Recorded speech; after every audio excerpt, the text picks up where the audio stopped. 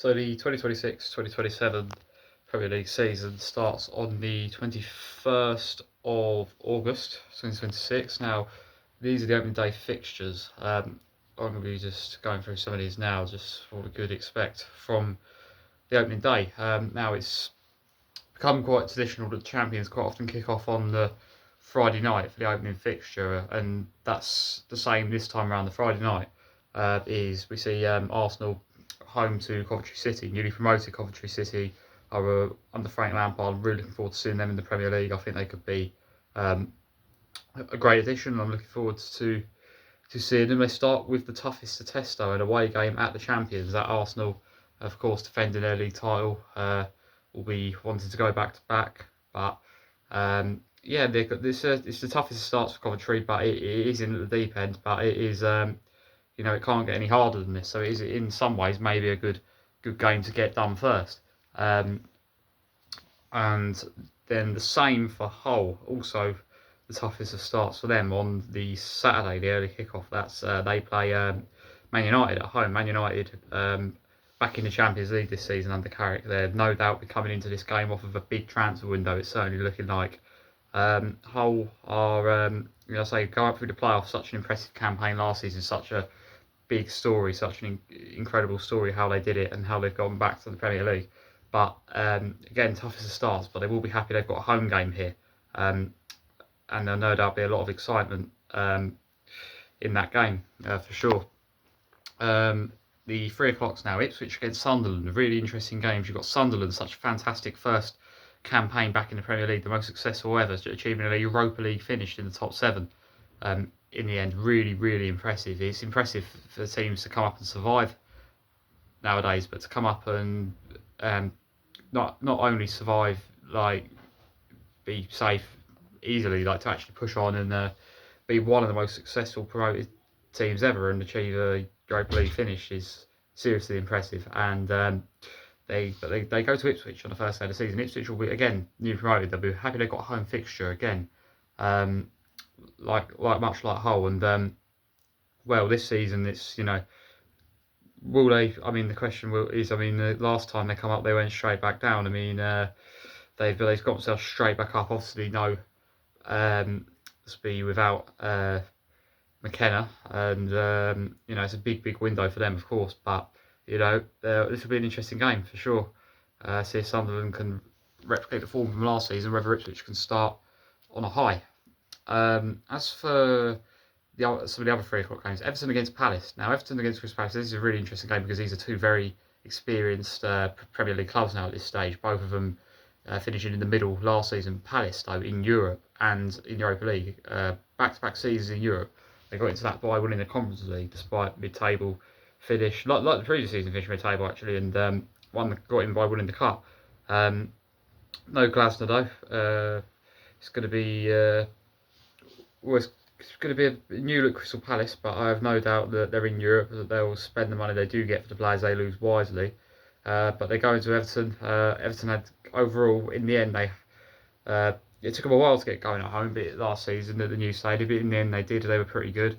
So I think, going to be that should be a close game with that. And same here with Nottingham Forest against Leeds. Now Forest, of course, last season finished on a really good run of form at the end and survived. Exact same with Leeds actually, but Leeds will be very much the same as last season in the sense that they're going in under Daniel Farker, trying to push on next season. I think Forest will be as well, but they may well. They'll be a completely different Forest though next season because they're going to be under Oliver Glasner, and that's a really, really big move for them. It's a real showing of ambition from Forest. I didn't think Pereira deserved the sack. I thought that was a strange decision because he did pretty well keeping him up last season. But bringing in Oliver Glasner really does show intent and ambition. So I think that's a big move, and I think this is a big game historically, both historical sides. And I think this could be a very interesting game to start the season off with.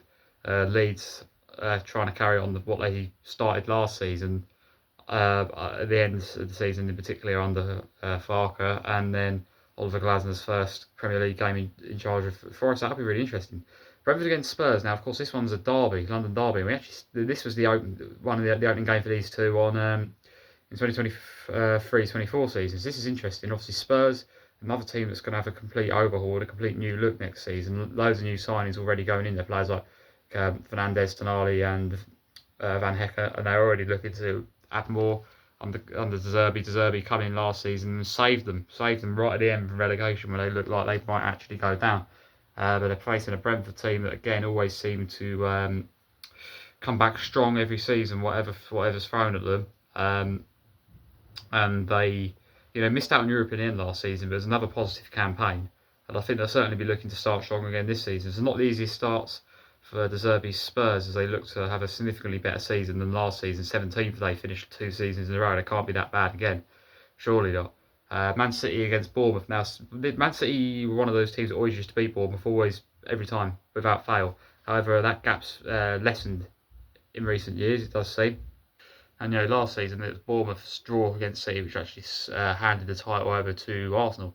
And well, I think again, interesting game to start the season off with. Marco Rose in at Bournemouth, first game for him, tough start again. But also, not a straightforward start for Man City either under Maresca. So, interesting game. Both of them will be very different sides to the teams in previous years. And Bournemouth over recent years have actually picked up the odd result against City as they've really sort of given them a few good games in recent years. So, interesting one to start off with. Then that's on the Brentford Spurs is a Saturday evening, then that's one of the Sunday afternoon ones. This is the other one that's on Sunday afternoon. You've got Brighton against Aston Villa. Both of these two in Europe this season. Villa in the Champions League, Brighton in the Conference League. Both of them coming in, I think, will be, with a lot of ambition coming into this campaign. Both of these clubs have come so far in the last few years. Villa are now Europa League champions as well.